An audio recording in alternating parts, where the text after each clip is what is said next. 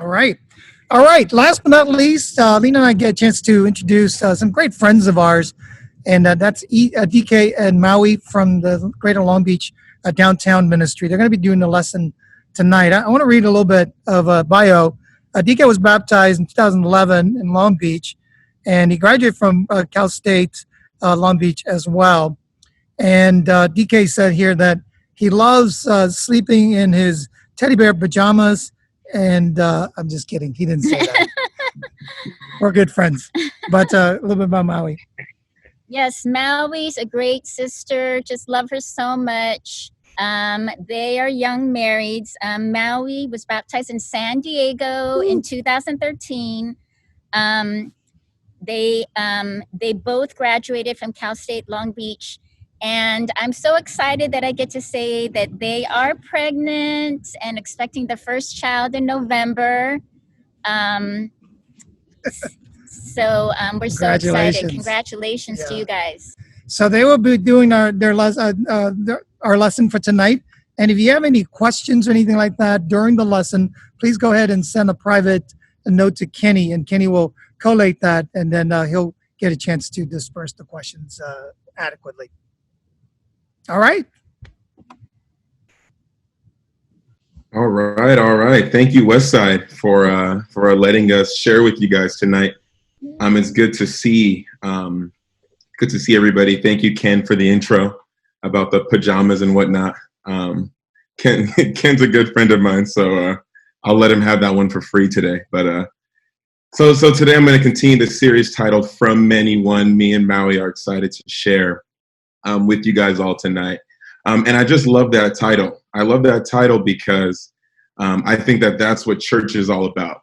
Church is all about many people coming together and trying to be one, trying to be united in everything that we do. And so that's what church is all about. That's what church was all about in the first century when this was written. That's what church is all about now. And that's what church will be all about hundreds of years from now, is trying to get many people to be one. And as we all know, if you've been in the church for longer than just a few days, that can be very difficult. It's difficult to have everybody be on the same page because we're all so different. We have unique quirks. We have unique interests.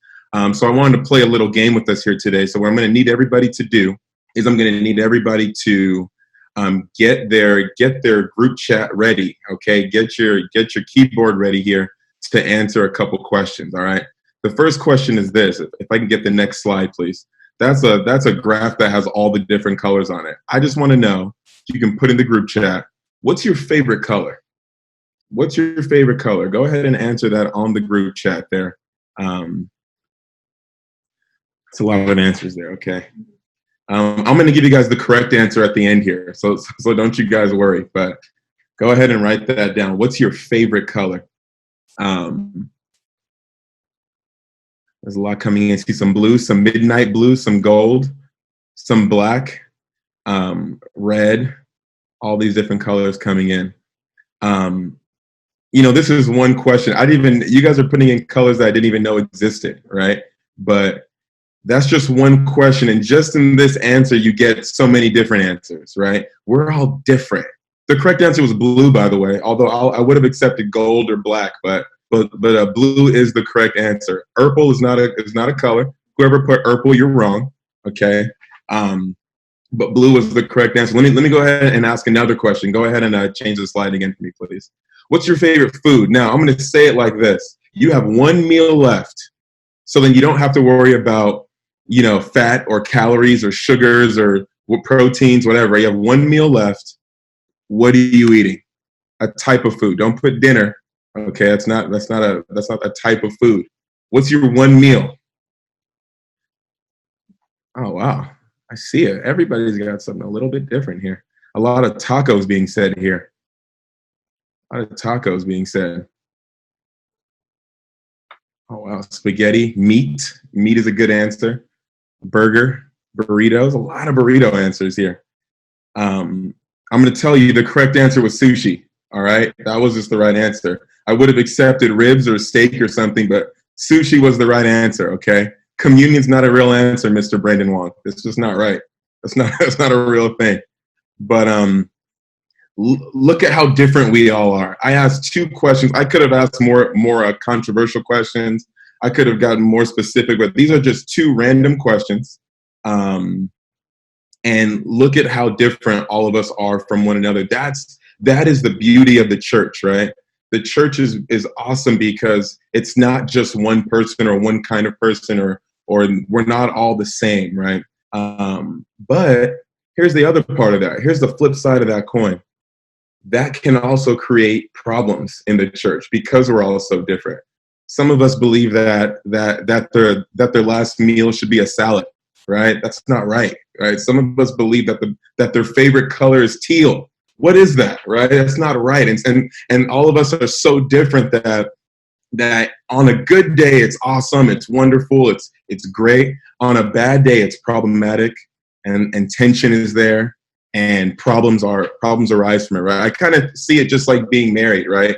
All of you who are married can relate that you and your spouse have differences, and when you are sober-minded and you're thinking about it, you say to yourself, man, I am so glad that my spouse is different than me. I'm so glad that they bring something completely different to the table.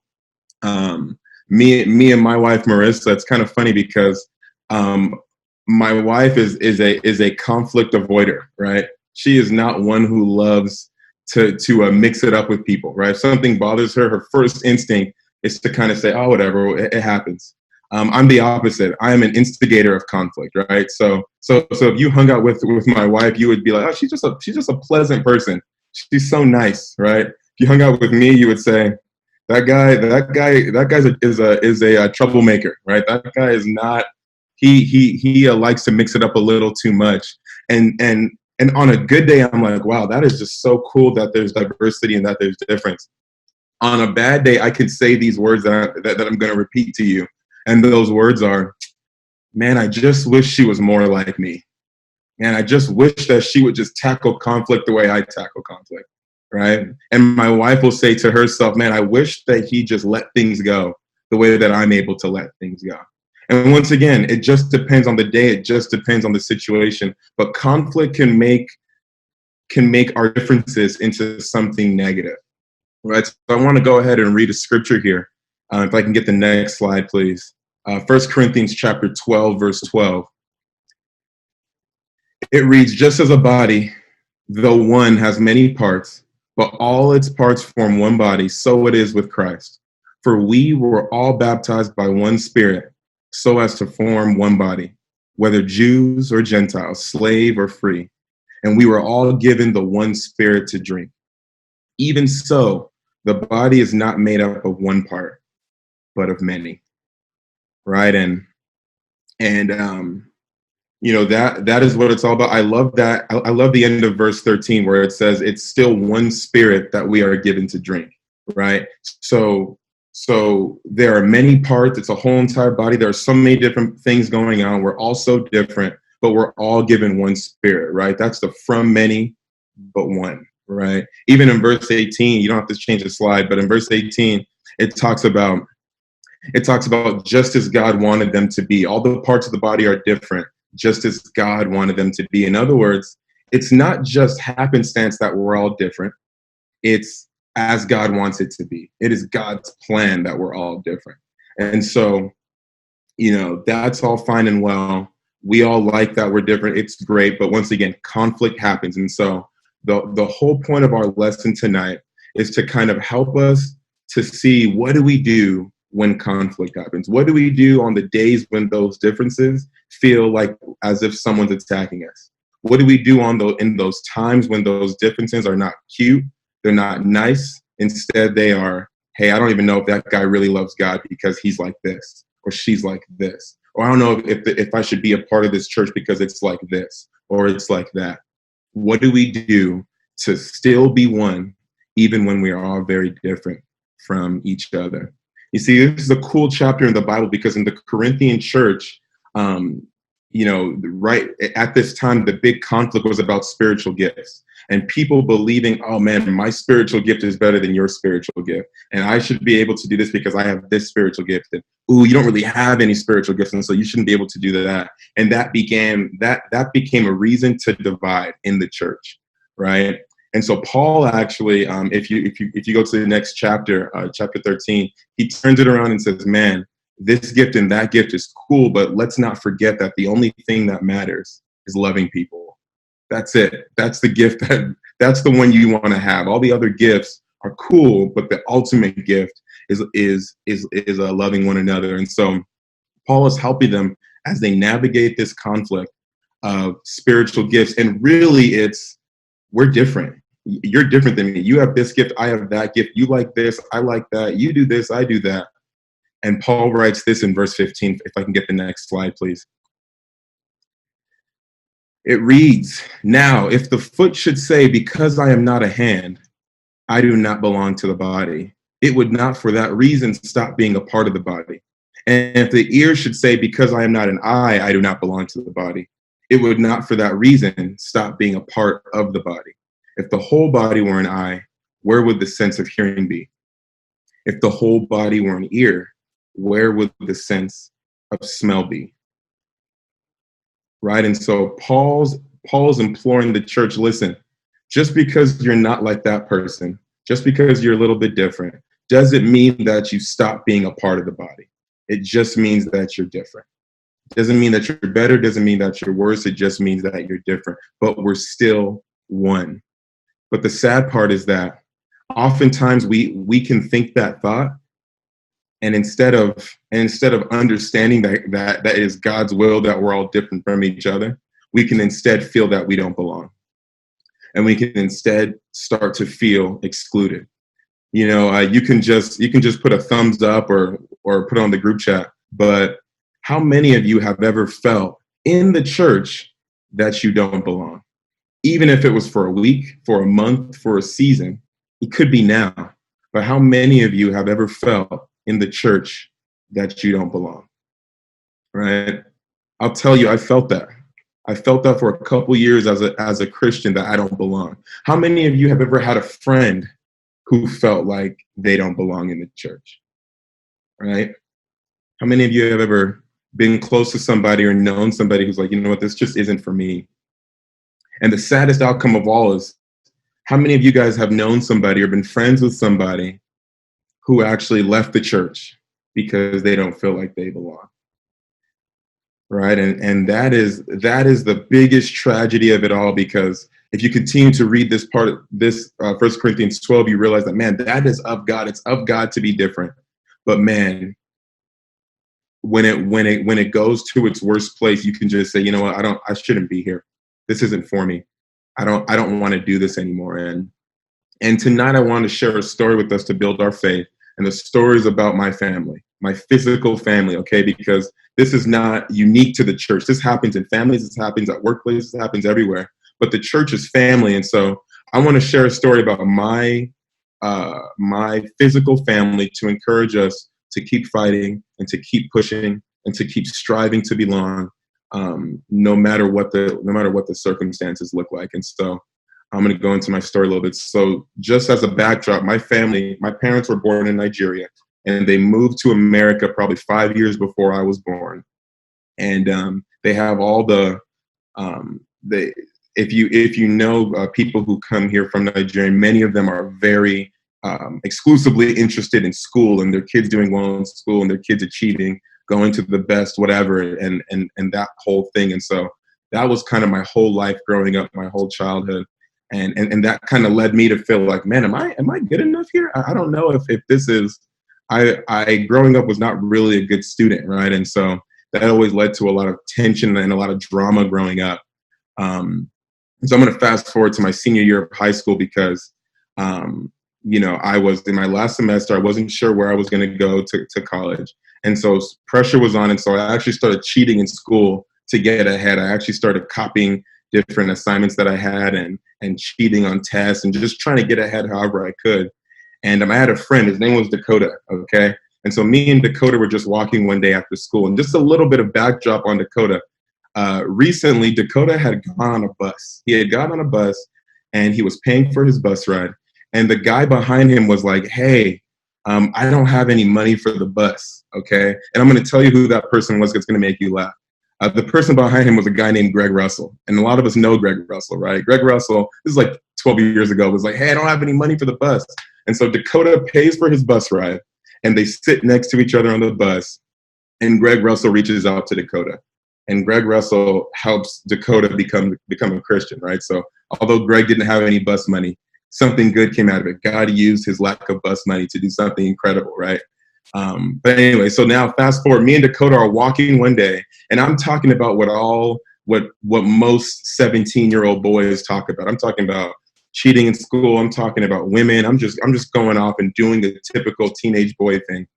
And I'll never forget this, because Dakota just stops walking, and I'm like, huh, what's wrong with this guy? And I turn around, and he's like, hey, DK, don't you claim to be a Christian? This is what he said to me. And I was like, yeah, I've been a Christian my whole life. I was born a Christian. Man, I'm awesome. Like, I'm a Christian. It's all good. And he's like, man, you don't act like one. I would never know that you were a Christian just by talking to you. This is what he said to me. This is my boy who I've known for years, who just recently got baptized. And I was so upset. So he's like, listen though, man, we can study the Bible after school today. So just come after school to the Yogurt Land, and we'll study the Bible. And I tell you, I spent the whole day trying to figure out what I was going to say to this guy, because I was so upset with him. I was like, oh, I can't wait. I'm going to prove him wrong. I'm a Christian. He doesn't know me, blah, blah. And I kind of got to the end of the day, and then I realized, I was like, I don't actually know any scriptures. I don't know what I would say to this guy to convince him that I'm a Christian. Maybe I should just go and be humble and tell him that I don't know what I'm talking about. And so that's what I ended up doing. I ended up going with Dakota after school, and I said, listen, man, you really upset me when you said that. But, you could be right, because I actually don't know any part of the Bible at all, and I need you to help me. I want you to teach me. And so me and Dakota began studying the Bible, and we began studying the Bible. This was about January. We studied the Bible all the way through. Summer hit. I actually went to Cerritos Community College, and I continued to study the Bible at Cerritos Community College to the point where I was ready to get baptized, okay? Now, my parents, they were okay with me studying the Bible in high school, because at different times they had picked me up when I was, after I had been high. They had picked me up after I had been drinking with my friends. They had seen the search history on the computer, and they had seen that I had started getting into some sketchy things in my life. And so they figured, you know what, man, if he's going to have some friends at school that are going to help him know God, that's a good thing. We're not going to stop him in that way. But as it continued, they started realizing that, I was actually going to Bible discussions at school, and I wanted to go to church on Friday night and Wednesday night and Sunday. And I wanted to do all these different things. And they were like, listen, we don't want you going to that church anymore, because, you got to focus on school. This is your last shot. You're at community college. You need to go ahead and make it happen and get to a great university, because none of this is going to follow you when you're going to university. But as I went to school and I started studying the Bible, I realized, you know what, I actually just want to do this. I just want to be a disciple. I think I can do even better at school if I'm a disciple. And so it was around August 2010, and I was ready to get baptized. I went to Midweek to get baptized, and I had a bad feeling in my heart, because I knew that I had not told my parents, because I knew that they wouldn't approve. And so I said, you know what, man, before I get in the water here, I'm going to call my dad, and I'm going to tell my dad that I'm going to get baptized today. Hopefully they'll support me. So I called my dad, and my dad was like, what? We told you to leave that group alone. What's wrong with you? So my dad jumps in the car, drives from Carson to Long Beach, and he jumps out of the car, and he enters the Midweek, and he says, I'm going to find whoever your leader is, and I'm going to tell them that they'll never see you here again. I'm going to let them know. Now, our leader was Steve Stevenson. He was our campus minister, and he wasn't there that day. And so my dad just begins to enter the Midweek, and I'm like right behind him, looking all ashamed of myself. And he's going room to room, just trying to find any adult-looking person, because it's a campus ministry. And he's just trying to find somebody who he can tell not to expect me anymore, not to expect me to come back. And he can't find anybody, so he just finds a random brother in the group, and he's like, you tell whoever that my son's never coming back here. And so he takes me home, and he scolds me, and he tells me, listen, you need to leave that group alone. You need to do better in school. We already go to church. You don't need to do that.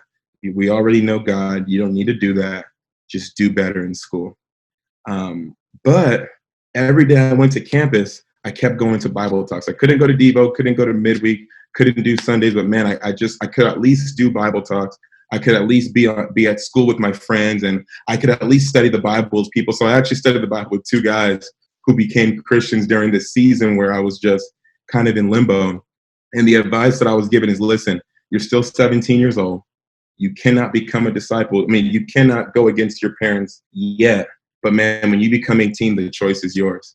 And so all the while, I'm just at school, doing my thing, trying to study the Bible with people, trying to be as much of a Christian as I could be until I got baptized. And so I remember waking up on my 18th birthday, and my parents were like, "Hey, happy 18th birthday, son. How's it going? How are you doing?" And I hadn't brought it up for the last few months because I knew what I wanted to do on my 18th birthday. So I said, "Hey, guys, you know what I want you guys to do for me today?" And they said, "What?" I said, "I want you guys to let me get baptized. I want you guys to let me go to the church. I want to become a disciple." And they just weren't happy. And actually, the conversation ended with them saying, "If you want to get baptized, you're going to do that not living here. You can't live here if you want to do that."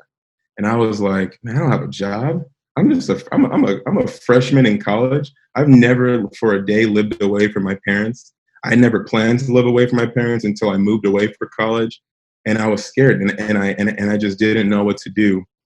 And so 2 weeks later, I just said, "You know what? I got to just take this on faith." So I packed up my stuff, put it in a car, got in the car, and I left. And I moved out of my house. And that day, it was January 30, 2011. I got baptized, and I became a disciple. And I wish that I could say, "Man, this was just good," and they understood immediately, and it was all good. But it caused the biggest rift in my family. It was like, man, I don't even know anymore what's going to happen with me and my family. I ended up finishing community college, and I was like, man, it's time to go to university. And my parents wanted me to go to a UC school that I got into. And they were all excited. They said, "You know what, maybe this Christian thing was okay for you. Let's go ahead and go to university." And I said, "You know what, though, guys? I actually want to stay in Long Beach. I want to go to Cal State Long Beach." And that infuriated them. They were like, "How could you? You're wasting your life. What's going on?" And I said, "Okay, I got to do it." And then I finished school, and they're like, "You know what? You finished school. You're good. Maybe this Christian thing's okay. Now you can go to law school." And I was like, "You see, the funny thing is that I just got offered an opportunity to be in the ministry and to lead in the church, guys. It's a great thing, right?" And they were like, "How could you? You were wasting your life. What are you doing?" Right? Matter of fact, one day my brother came up to me and he said, "Hey, I like what you're doing. Can I actually come with you to Midweek?" And I said, "Sure." So I took my brother in the car. We drove to Midweek, and he had an awesome time. And on the way home, my parents called him and said, "Hey, where are you?" He said, "Oh, I just went to a DK's church. It was so much fun." And they said, "You better get home right now." And that night they told me, "Listen, if you do that again, you can't come back here.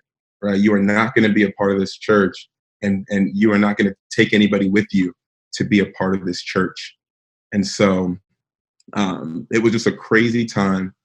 And it culminated with me wanting to get married 3 years ago. It had been 7 years of just distance and awkwardness and weirdness. And I said, "You know what? Surely when I get married, my parents will turn and they'll say, 'You know what, son, we'll at least go to your wedding. You're forgiven. You're all good.'" So I gave my parents the invite. I said, "Guys, you're going to come to my wedding." And they said, "We are not going to your wedding because you have never obeyed us." And I'm like, "No, guys, come on, it's my wedding. Like, you guys can't miss my wedding." And they're like, "No, we're not going to go to your wedding." And I said, "Well, at least my siblings go." But my siblings were like, "Listen, we're not going to take sides against the family here. If they're not going, we can't go. You're on your own on this one." And so I'll never forget getting married and doing my mother's son dance with a Karen Plymell, who was like my mother in the church, and not having my family there, and having the Matthew family sitting in the front row where my family was supposed to be sitting, and just kind of feeling like, man, this is over. I have no relationship with my family. This has cost me everything, right? And meanwhile, I just have my wife who doesn't know any of this. This is all happening from long before I knew her, and she's entering this marriage with all this baggage. And so I want to go ahead and have my wife share just her perspective in all of this. Yeah, so I'll share a little bit. It's kind of hard not to get emotional with hearing that whole story, but as DK kind of shared, I am totally a conflict avoider, and he thrives on conflict or just a good discussion, and I run and flee from it. And so to enter this conflict with his family, it was so brand new. It was something I never expected. It was something that I was hopeful, like he was, that they would come around and be supportive. And I think a part of me, I mean, so much of my character was exposed during this situation, of course, the last few years of marriage and things. But I think the reason why conflict is so hard for me is because I feel personally attacked when I have conflict. And I felt that way in this situation with this family. I felt like, okay, it must be something with me. You know, it must be personal to who I am, or my race, or my ministry position, or different things like that. But in the reality of the situation is this conflict started way before I was even in the picture, and had less to do with me than it had to do with DK and his family dynamics, and the fact that his family had dreams for him, you know, and he chose other dreams that were, you know, great, but not aligned with his family. And so during this time, I was really conflicted. I felt very tempted to make it personal, be upset, feel like it was unfair. And I can do that separate from our family background. I can do that in the church. I can feel like when someone comes to me and addresses something in my character, or addresses something that I can grow in, I can feel personally attacked. I can feel like they must not like me, or they must not view highly of me, and I can take it very personal, instead of believing that my family, whether physical or in the church, really, it's about Jesus and helping me become more like Jesus. And so although it was just a painful time of understanding DK's family and his family dynamics, because it was so different from me, I learned that about myself. But I also learned, DK kind of referenced 1 Corinthians 13, and just that line, verse 4, that love is patient.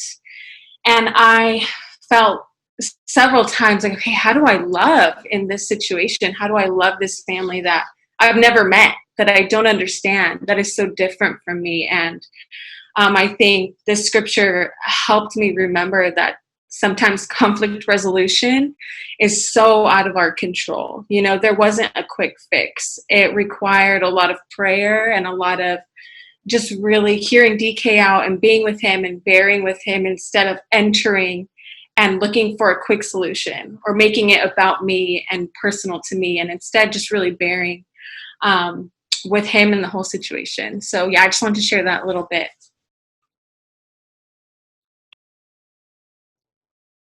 All right. Thank you, babe, for sharing. And that is a challenge that we can face in the church sometimes, is that we are, if you can change the slide for me, please, too, actually, we can begin to feel isolated, and we could begin to feel like people have it out for us. And we can feel like the penguin on the right of your screen, right? You can feel like, man, you know what? They don't love me. They don't want me to succeed. There's something wrong with me, and I'm just outside of the group. And that's a tough place to be, right? That's a tough place to be. In my family, I'll tell you, you can imagine what my number one prayer was for years, was just, I want to be close to I want my wife and my family to be at the same table for something, and just, I want us to be a family, right? I don't want my wife to never meet my family. I don't want to have kids and have my children not know their grandparents. And it was just such a stressful time, but yet in our family in the church, this is how it can be. This is a temptation for us. And so I want to go ahead and read verse 21. If you can change the slide for me, please. Verse 21 of 1 Corinthians chapter 12. It says, as it is, there are many parts but one body. The eye cannot say to the hand, I don't need you. And the head cannot say to the feet, I don't need you. On the contrary, these parts of the body that seem weaker are indispensable. And the parts that we think are less honorable, we treat with special honor. And the parts that are unpresentable are treated with special modesty, while our presentable parts need no special treatment. Next slide. But God has put the body together, giving greater honor to the parts that lacked it, so that there should be no division in the body, but that its parts should have equal concern for each other. If one part suffers, every part suffers with it. If one part is honored, every part rejoices with it. Now you are the body of Christ, and each of you is a part of it. And as we read the scripture, and as I close out, I had a decision to make in that moment with my family, just as we have a decision to make every moment with our spiritual family. It's, do I just say to my family, I don't need you guys. You guys have burned me too many times. You guys have excluded me too many times. You guys have hurt me too many times.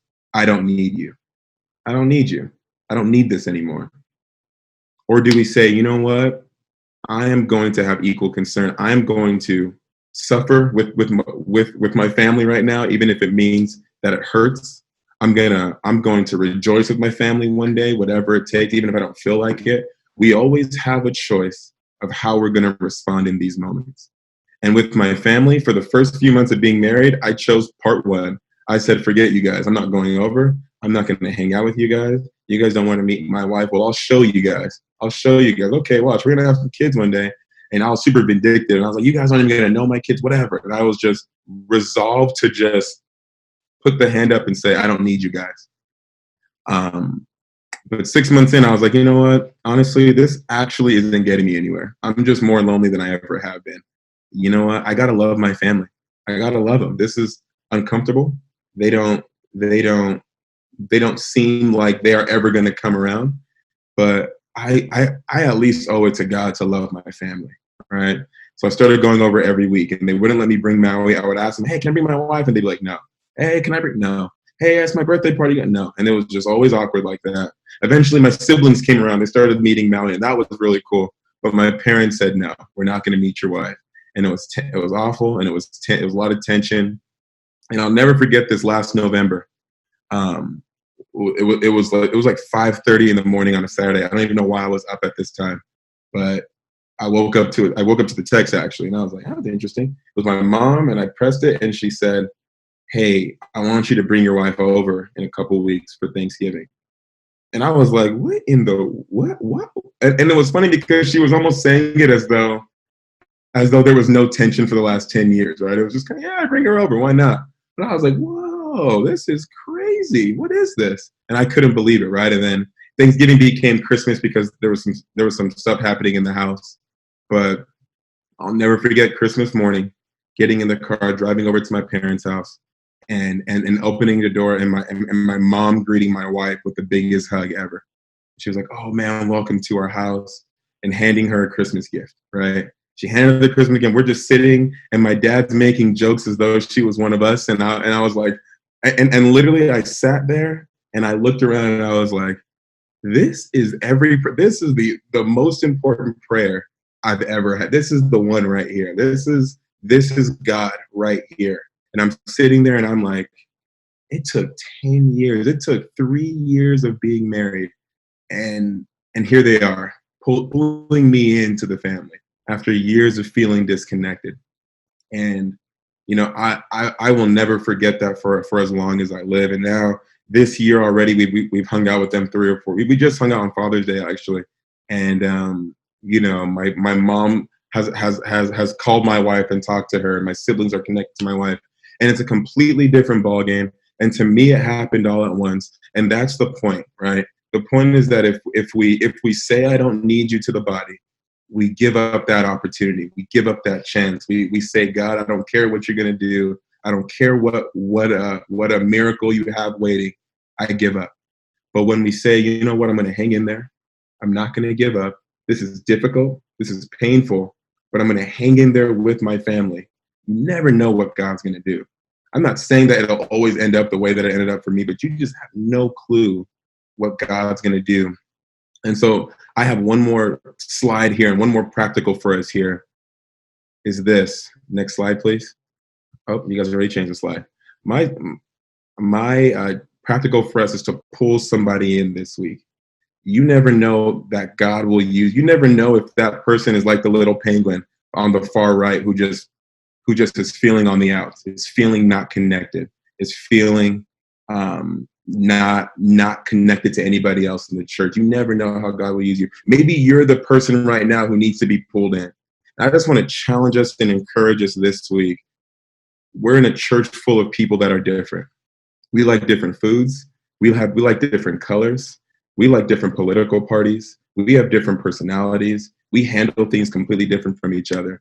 And what we can always do is pull somebody in, is choose to love somebody, is not let anybody be on the outs. And if you're on the outs, to continuously fight, because man, even though this church is of many, from many different people, we're all still one. So I want to encourage us tonight as I close out here, just to remember that fact and just to pull somebody in this week. So thank you guys for letting us speak tonight. Love you guys. And I'll go ahead and pass it back to whoever's going to get the mic next. Wow. Let's give it up for DK and Marissa. That was amazing. Thank you guys for sharing your story. And the story is not over yet. It's an ongoing story. So it's very encouraging, very applicable. And before I share this question, we have a few questions. If you have any questions, please make sure you message me so I can share it with them and we can ask them, go through that. But I remember actually meeting DK. DK, I think you remember this, but we had an LA internship. We were both in college. And when you sit down, you try to get to know people and you're like, oh, so tell me your story. So I was telling my story, but I'm like, oh, I was pretty vulnerable. Oh man, he's gonna start crying. And then I hear his story and I was just like, oh my gosh, that is great. Your parents kicked you out of your what? And we're both Nigerian. So I was just like, dang, man.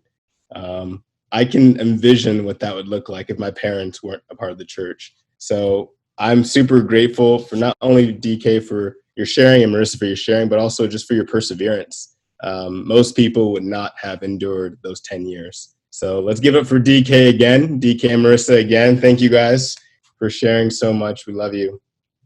As questions still keep coming in here. So first question is, and make sure you spotlight them when they, first question here is, were there any times during that 10-year period where you just felt completely discontent and you just said, you know what, I don't really want to be a part of the church anymore? And if so, how were you able to get over those humps, those bumps throughout the way? Well, thanks for asking that question. That's a great question. I think I actually felt the exact opposite most of the time, because I felt that I had nothing if I left the church, So it almost reminds me of that passage in John where Jesus tells everybody that they have to eat his blood and drink his blood and eat his body, and everybody just left because they're like, this is weird. So everybody left, and then he looks at the 12 and he's like, hey, aren't you guys gonna go? And the 12 are like, hey, listen, we don't have anywhere else to go. Like, you're just kind of it for us. And so for me, I kind of felt that in the church, that was kind of it for me. Like I didn't have anywhere else to go, even if there was conflict within the church. And the cool part about it is that it actually helped me to learn to work on my conflict at home, because, you just got to work it out in the church. I just couldn't go over 2 with families, right? And so I just have to keep working it out and keep pushing myself. So I would say that there was obviously conflict even within the church, but everything with my family made me feel like, you know what, I got to stick this out because I have nowhere else to go except God and his church. Awesome. Amen. Thank you. Yeah. Really good sports analogy. You can go 0 for 2 with the family. So I like that. Next question. I think it's more directed towards Marissa, but obviously you both can answer. What are some specific practicals for conflict avoiders? Well, I think Marissa should definitely answer this. And how to be perseverant in conflict. As DK walks away. Go ahead, Marissa. Right. I think So I've read a lot of great books about conflict avoiding, but also the power of the mind. And so I think in conflict, usually something is going in our head. Something internal, if you dig deep enough, it's either this person's attacking me or, oh my gosh, this is uncomfortable. So I think speaking to that has been really important for me. Like, okay, DK, we're in conflict. This is what I'm tempted to feel. This is what I'm thinking. I know it's not true. I know it's probably unsound, but I need to get it out there so it can be in the light and it can be attacked. Instead of just, I mean, our minds are crazy powerful. We can just spiral. And so I would say that is really good. And I think, I mean, this is something that's been great for me in therapy is, okay, why do I avoid conflict? And I think a piece of it is I take it very personal and I take it as an attack to my character. And so I think just asking those deep questions, okay, where does this come from? How does conflict make me feel? Instead of, I don't like conflict and I don't want to deal with it, because there's going to be conflict anywhere and everywhere. So, yeah. Amen. Awesome. Well, you definitely married someone who'll call you on that conflict. You know, DK is very direct, so which is good. That's great. So next question. Also, just keep in mind, I have a few questions here. They're all from campus students and YoPros. Not to call any other ministries out or anything like that, but it seems like the young people are asking all the questions. So just want to throw it out there. Next question. After being hurt, how do you continue to love while rebuilding trust? After being hurt, how do you continue to love, like truly love, not kind of that fake love stuff, truly love while rebuilding trust? That's a good question. Man, I got to think about that one. How do you continue to love while rebuilding trust? So I'm answering this on the spot, so I actually don't know if this is correct, but for me, in my specific experience with my family, I think that I had to, it was flipped. So I had to choose to love, because so this is basically because my parents, just because I'm the disciple, I'm the one who's a part of the church and the family. I knew that if I drew my line in the sand and they drew their line in the sand, it was just we were never going to meet each other. And so I knew that I had to be the one to say, listen, I'm going to come to the house, even if you guys don't want to meet my wife. Hey, I'm going to initiate with you guys, even if I know you guys won't initiate that. And so I think that for me, it was making the decision to love. And it was great because once I actually made the decision to love, it's almost like in the book of John as well, when Jesus says, it's when he talks about, you will know the truth and the truth will set you free, right? When you obey my teachings. And so there's just this idea of I had to do it first. I had to first take the step and say, I'm just going to obey his teachings here. Like, he told me to love them. Like, I can't negotiate this with God. I have to obey his teachings. And then I was like, oh, okay, this is how I build trust. I have to do it on their terms because I have to meet them where they're at.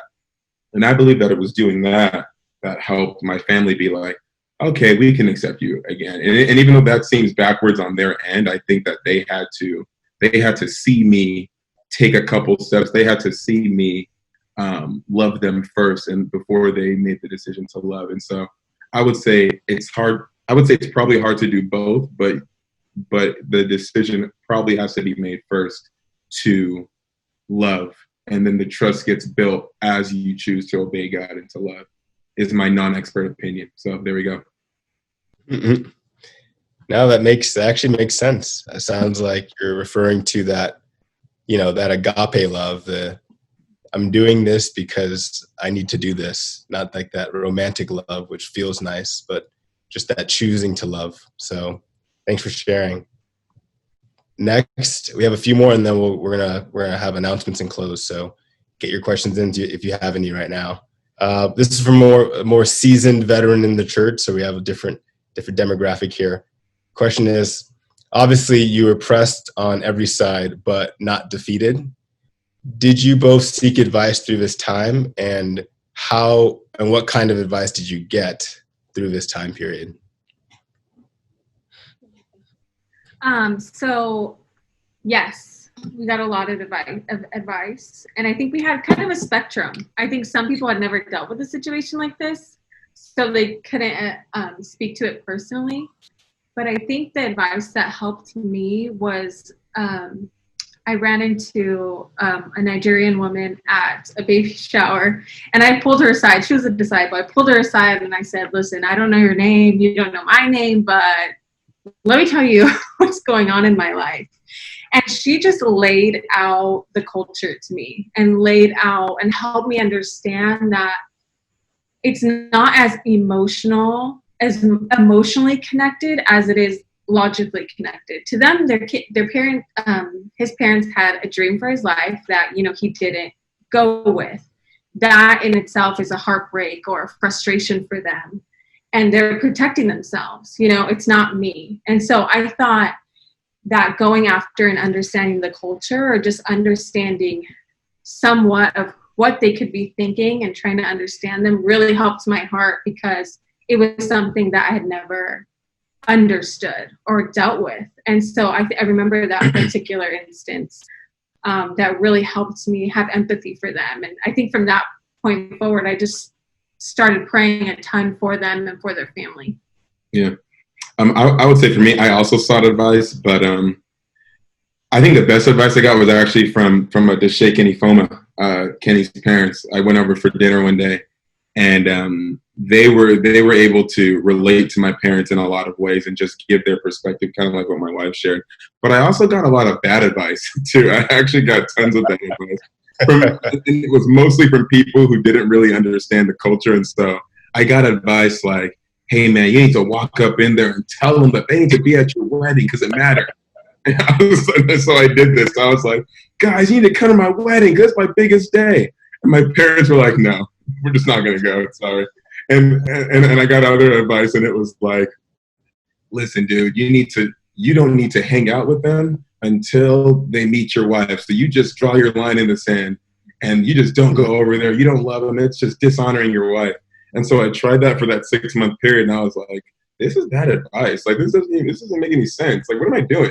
So I got a lot of advice, and it was over 10 years. So you're bound to get some bad advice too if you get advice all the time for 10 years in a row. So but I would say the best advice came from the Sheikh and Ifoma, and just from everybody who told me, hey, hang in there. Like, don't give up. I remember actually Lena Chow shared her story with me as well. And it was a very similar story. And just everybody who told me, don't give up, keep praying about it, don't give up praying about it. I would hear different lessons of people who said, is there a prayer that you stopped praying? And I'm like, oh gosh. So every so often I would stop praying that prayer. And so there's just there was a lot of advice given, some bad, most of it good. And yeah, there it is. Nice. Yeah, I mean, you're right. There's bound to be some bad advice, and even someone in the chat said, "You get bad advice can come from good people." So, yeah, it's true. Very, very true. And yeah, it's cool. I wonder if my parents told you, they're like, if we weren't Christians, we would have done the same thing to Kenny. I don't know if they said that, but anyway, that was a joke for anyone. All right, last question, and then we will do announcements and close everything.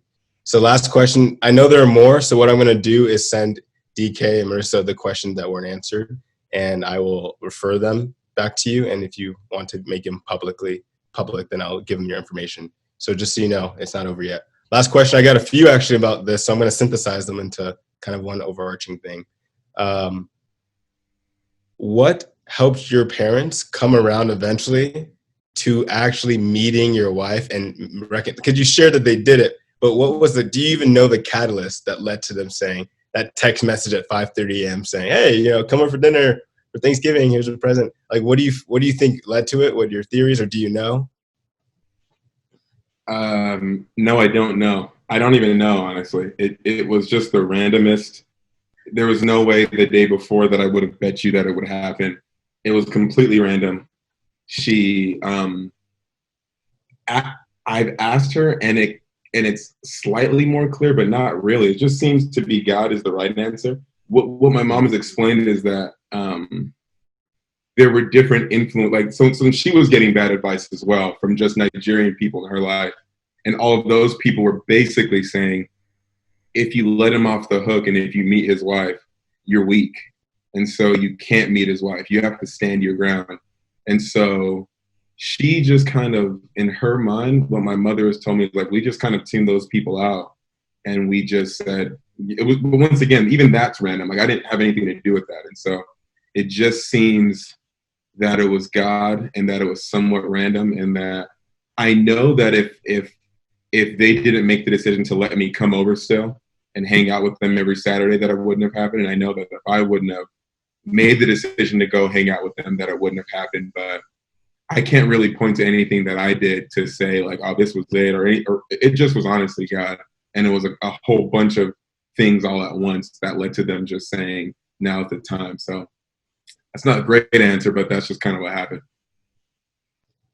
Yeah, I think God's a great answer. So yeah, that makes complete sense. So it's just there's things that occur, you can't pinpoint one reason why, but God's always working, even when we're not aware, even when we don't see it.